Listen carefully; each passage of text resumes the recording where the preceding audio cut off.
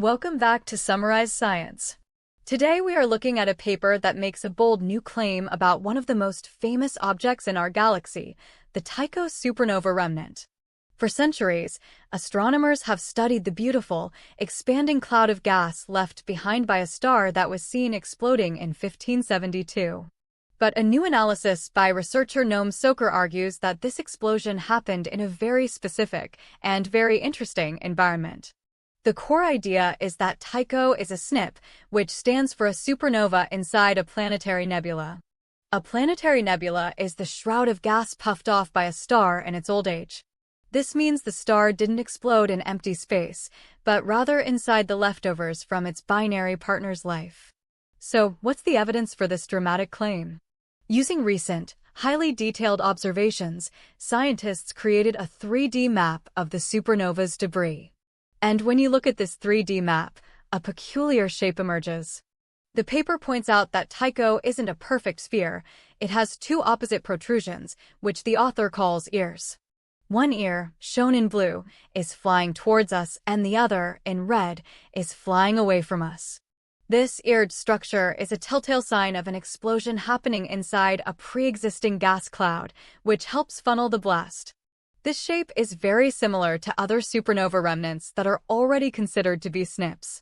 This finding helps narrow down the complex theories of how this type of supernova, called a type A, actually happens. The presence of this dense, pre-existing planetary nebula rules out many of the competing scenarios.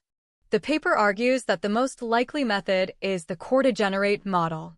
This is where a compact white dwarf star spirals into the center of its giant companion star, merges with its core, and then later explodes. This process would naturally create the necessary planetary nebula just before the final fireworks show. But here is where the implications get really big. If Tycho is a SNIP, it joins a growing list of others. The author recalculates the numbers and concludes that a staggering 70 to 90% of all normal-type ice supernovae might be SNIPs.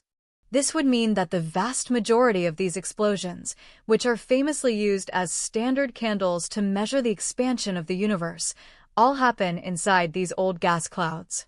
So, to recap the important points, the famous Tycho supernova has a distinct, eared shape in 3D.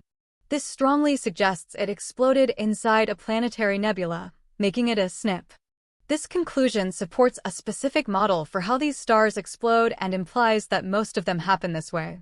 What this could mean for the future is a revised understanding of the timelines for stellar evolution. It suggests that even in old, seemingly dead galaxies, there must be pockets of younger star formation creating these cosmic events. It's a fantastic example of how new data allows us to see ancient explosions in a whole new light. Thanks for watching Summarize Science.